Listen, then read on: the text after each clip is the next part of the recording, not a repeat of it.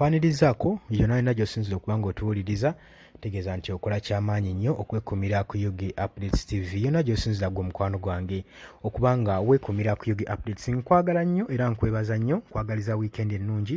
Nkimanyi leero lunaku lwa Sande basinga muli ku kyaki, abamu muvuddeyo, abamu mugendayo bugenzi, naye nga kyonna kyonna ky'okola okola ky'amaanyi nnyo. Ffe tugenda kuba nga tukusakira information yonna gwe weetaaga okuwuliriza, tubeere nga tukuteekera ku mukutu guno osobole okuba ng'omanya bulungi nnyo ekigenda mu maaso mu ggwanga ssaako n'okutangaaza wamu n'okutangaaza gwe mukwano gwange. Kaakati waliwo abakulembeze abamu benkusiigidde mu kifaananyi awo, omuli Mathias Mpuuga, mulimu Obed Bwanika,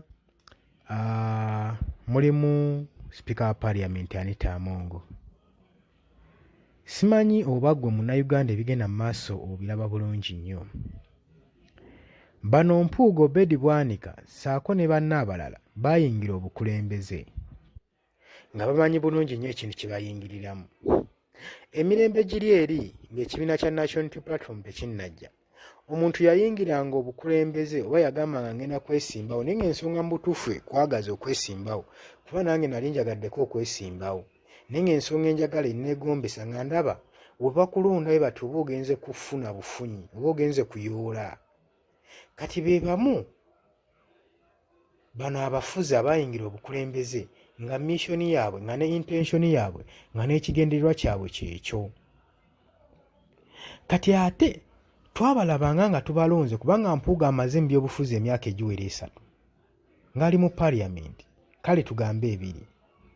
Golowooza mu kifo ekyo kye yali talina kifo kye yeegomba kwekisitendingayo, kwegamba kulinnyisibwa ddaala, yali ayagala kubeera bubeezi mubaka wa Parliament, naye yali yeegomba okubeerako commissioner, yali yeegomba okubeerako leader of opposition. Ebyo byonna byonna Mukama Katonda n'amuddiramu essaala n'alondebwa mu bifo ebyo ng'ali mu kibiina kya National Unity Platform. Mukama Katonda n'amubikkako akasubi n'amuwandako eddusu. Kati ebiseera ebyo bwe yali tannabigendamu ng'akyabyegomba mu kifaananyi kiri kye nkusiigidde, ng'ali awo ng'akyali just mubaka bubaka, nga yeegomba okugenda mu bifo bino, gwoza ki kye yali alowooza? Kubanga yeegomba okuyingira Parliament okugenda okweyolera ku ssente n'akifuna n'akibeeramu. Kati otuuka ekiseera ng'olaba ky'ofuna n'obeera addicted nti kino tekimala, w'oyingirawo otya akakundi ogenda olaba zino z'obadde weegomba ate obadde olonda byoya bya nswa. Kati ate nga waliwo wali eyabayolera ddala enswa ebisero. Kati Mpuuga y'omu ku baatuuka awo ku level extent ne banne yaga kati singa Mukama nnyamba ne nnyingira awo ate mba mpakira bikutiya. Yeegomba ebifo ebyo si lwakuba nti naayagala akiyimiriremu position eyo agikulembere bulungi, wabula ng'alina personal benefits nga ye, ng'alina plan, ng'alina engeri gy'akibalamu. Buli muntu ayingira ekitu nga alina engeri gy'akibazeemu. Kati bwe yajja mu National Unity Platform, ekibiina ekikulembera President Robert Kyagulanyi Ssentamu, kuba buli mukulembeze abaako n'ekibiina kyakulembera abeera mukulembeze, abeera president. Kaakati we yakikulira bwe baamuwa n'agenda mu bifo ebyo, yagamba kinyaagaliza embazzi kibuyaga asudde, n'atamanya nti eno principles ezikolerayo ate endala nnyo. Kinkuwa example ennungi kuba ojja kwebuuza principles ezo mu National Unity Platform zikolerayo zitya ez'enjawulo ng'ate mu bibiina ebirala bye bimu ebyobufuzi ebiri ku opposition nabo birina principles ezaabyo. Kati Mpuuga ky'ataamanya nti eno mu National Unity Platform waliwo principles, terms and conditions ezitwalibwayo, jurisdictions ezikolayo ndala nnyo. Kati kibanga ggwe ng'ozizza omusango mu Uganda ng'oba obadde owakanya gavumenti, ng'oba waliwo obumenyi bw'amateeka oba ettemu oba okwata obubi bannayuganda kyobadde weekalakaasizaako, ne bakunoonya nga baagala okukusiba, n'owaŋŋanguka mu ggwanga eddala. Kati omuntu yenna omukulembeze yenna tasobola kuva eno, tugeze oddukidde Canada, tasobola kuva eno mu Uganda n'agenda n'akkwatira eri mu Canada. Lwaki? Abeera out of his kibayita jurisdictions. Abeera out of his jurisdictions. Jurisdictions gabanga amateeka. Omuntu okubeera ng'ali out of his jurisdiction abeera wabweru bw'amateeka ge. Kitegeeza jurisdictions ezikola mu Canada si ze zimu ze zikola mu Uganda. Kati jurisdictions ogenda okukozesa ng'osinziira mu Uganda tosobola zitwala mu Canada. Kitegeeza obeera wabweru w'amateeka ago. Amateeka ago gaba tegakola eri. Amateeka agalina obuyinza omukwata ge ga Canada, ate Canada batalinayo musango na gumu. Kakati Mpuuga eno mu jurisdiction ya National Unity Platform system gye yaleeta yali tekolayo. Y'ensonga lwaki olaba we yavaamu amateeka ga National Unity Platform tegamukwata, asobola okubba n'alya nga bw'ayagala, kubanga awo ali mu jurisdiction ze. Kati eno National Unity Platform erina amateeka agaayo. Kati Mpuuga okumusongamu olwe nti walya ate n'amateeka tegatukkiriza kulya, principles zetutambulirako, Mpuuga n'akirabanga bubi. Nze ngamba yalina ekikyamu ku mutwe, kubanga omukulembeze olina omumanya w'okumu, olina omumanya amateeka, oba olina okusoma amateeka n'omanya nti lino etteeka likola eri, lino terikola wano, lino likola wano, lino terikola eri. Mpuuga yali teyakisoma. N'agenda n'avumba katale ebikutiya n'ebikutiya by'ensente saako ne banne ng'alowooza politics akyali mu biseera biri eby'olukumu-lwenda gwe baazannyirangamu, bajjajjaffe gwe baabeerangamu. Twabeerangayo omuntu avaayo criticizinga nsonga ne oba oli yalalibwanga ng'akwatiddwa lubona nga bbi. Olw'ensonga yajjanga ku TV n'ababuulira kyababuulidde n'abalimba ne mukivaako. Ate waliwo walayo mugendo biwulira. Naye kaakati waliwo ne social media. Ogenda olimba abantu ku TV, social media etangaaza abantu ekigenda mu maaso mu bulamu bwo.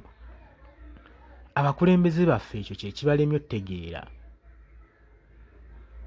Ky'oba olaba n'abakungu abamu abadde baakazuukuka bazuukusa nga balaba social media ekola, abayinenga ensonga zaabwe ez'okwomulugunya ogenda olaba nga bazitaddeko ku social media. Kati nga muganda waffe ono Kayindo Otafiire olaba nga ye-expressinga nnyo views ebyamuluma edda wadde ali mu kibiina kya NRM. Okubeera ng'oli mu mbaka wa kibiina ekyo tekitegeeza kubanga ogenda kubanga okola by'ekibiina bye kikola, ng'ogenda mu maaso n'okuwaba nakyo. Osobola ovaayo n'okulitisayizinga ku biki ebiba bigenda mu maaso mu kibiina kyekyo kyennyini nnyini. Kyekyo Kayindo Otafiire kyabalaga nti n'obeera oli mu gavumenti nga waliyo ebitagenda bulungi mu gavumenti, vaayo byogereko bitereezibwe. Kaakati Empuuga weewuunya nnyo kubanga ba members b'ekibiina kyo kiwalimu bennyini be bakkuba. Bwe babanga omukulembeze yakuyita akubuulirire n'olemwa, kakitegeeza oba tobalekeddewo chance n'emu, olina kkubwa bukubwa. Oba olina kubeera nga bakudisipulininga budisipulininzi osobole okudda mu kkuba ekyamu. N'onooba ekibiina okivuddemu kikasita kiri nti oli mu bufuzi bwa Uganda, ggwanga ate ly'oba ogenda okuwabya. Kitegeeza mu buli mbeera, mu buli nsonda yonna gy'onooba oli baba balina okukugolola.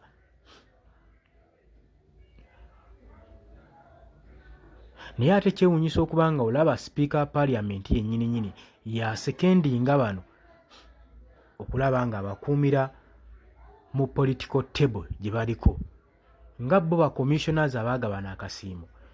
Parliament, omukulu wa Parliament, head of Parliament, chairman nga Anita Among, speaker Parliament, yandivuddeyo okubanga kwegamba apromotinga criticism zonna ezikuba bano okusobola okuba nga basalendinga nga badesigninga mu Parliamentary Commission, olw'okuba nga baasobya omuntu waasobya abonerezebwa.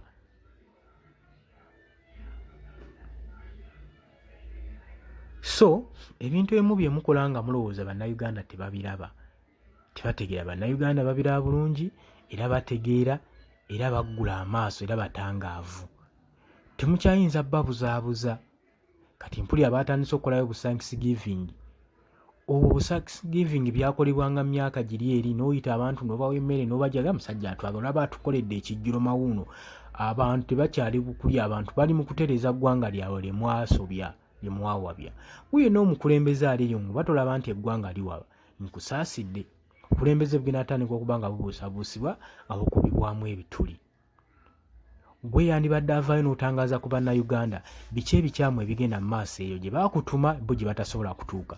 N'ekikwasa nnyo ensonyi n'ennaku okubanga omunnansi yakulonda ate yayeetaaga okulingiriza mukama oli alabe ebifo eyo gye yakusindika n'abireeta n'abyanjulira abantu ebikyamu ebiri eyo nga gwe gwe baasindikayo tolina ky'olaba. Kiringa mukulembeze sindika b'amagye mu lutalo ne bavaayo nga tebalina kye bamugambye, ye n'atuukayo n'alingiza ng'alaba ebigenda mu maaso.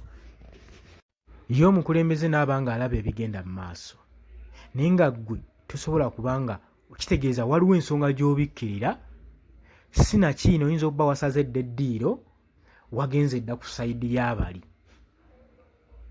Ebbanga ly'amaze mu Parliamentary Commission,